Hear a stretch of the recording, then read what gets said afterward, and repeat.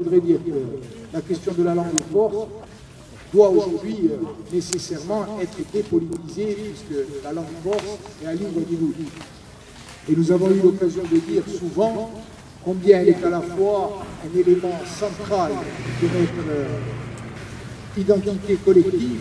en tant que peuple, en tant que communauté humaine, originale et vivante. Elle est donc à la fois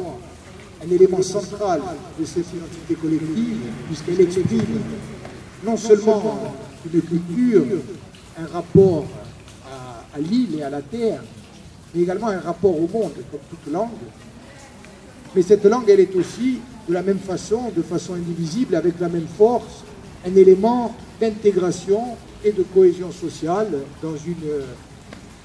une société qui évolue, qui se transforme d'un point de vue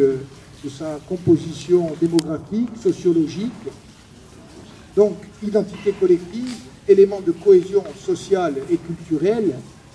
vecteur aussi sur l'extérieur, puisque le corse étant une langue latine, il nous relie de façon naturelle et au bassin méditerranéen et à l'ensemble des locuteurs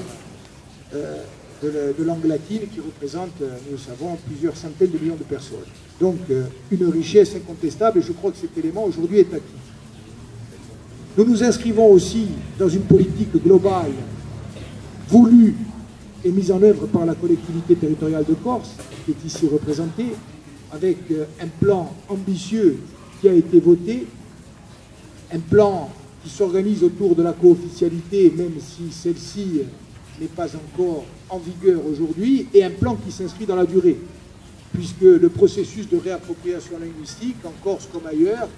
y compris dans d'autres pays ou dans d'autres régions qui se sont réappropriées leur langue, eh bien la réappropriation, c'est à la fois un mouvement social de fond, et c'est aussi la concrétisation d'une volonté politique qui doit s'inscrire dans la durée, à l'échelle de plusieurs années et quelquefois de plusieurs décennies. Voilà donc l'arrière-plan de cette festa di lingua, stu mese di lingua in Bastia, et ce mois de la langue, et je termine, nous l'avons voulu aussi à l'image de ce qu'est notre municipalité aujourd'hui et de ce qu'est notre ville. Notre municipalité, c'est une municipalité, vous le savez, qui, au plan politique, s'est construite à la fois sur le respect de la diversité, mais autour d'un contrat politique fort. Et au cœur de ce contrat, il y avait aussi la question de la langue, de façon très naturelle. Et c'est aussi une ville, Bastia, aujourd'hui, qui vit, une ville qui crée du sens, qui crée du lien social entre les différents habitants, entre les générations, une ville qui a la volonté de s'ouvrir plus que jamais à l'extérieur, et d'abord de façon naturelle au monde méditerranéen, une ville qui a envie de se projeter aussi dans la modernité, et c'est en cela que nous avons voulu une fête de la langue qui ne soit pas vitrifiée, qui ne soit pas figée, mais qui soit au contraire le reflet, à la fois l'instrument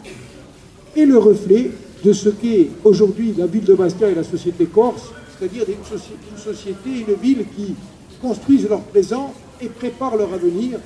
en le voulant ouvert et rayonnant. Et donc, moi je remercie du fond du cœur, et là je termine vraiment, toutes celles et tous ceux, qu'ils soient poètes, qu'ils soient musiciens, qu'ils soient concepteurs graphiques, qu'ils soient artistes, qu'ils soient hommes ou femmes de théâtre, chanteuses et chanteurs, toutes celles et tous ceux qui vont participer à cette fête de la langue et qui vont la faire vivre à l'image de cette société, c'est-à-dire une société vivante. La langue, ce n'est pas seulement la langue des livres, ce n'est pas seulement un objet d'étude. La langue, elle est le reflet et elle a vocation de plus en plus à devenir le reflet de notre vie au quotidien,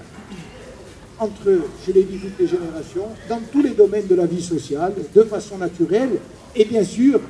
cette langue que certains aujourd'hui ne parlent plus ou ne parlent pas encore, elle ne doit en aucun cas être vécue comme un obstacle ou comme une contrainte, mais être appréhendée de façon très naturelle comme une richesse supplémentaire pour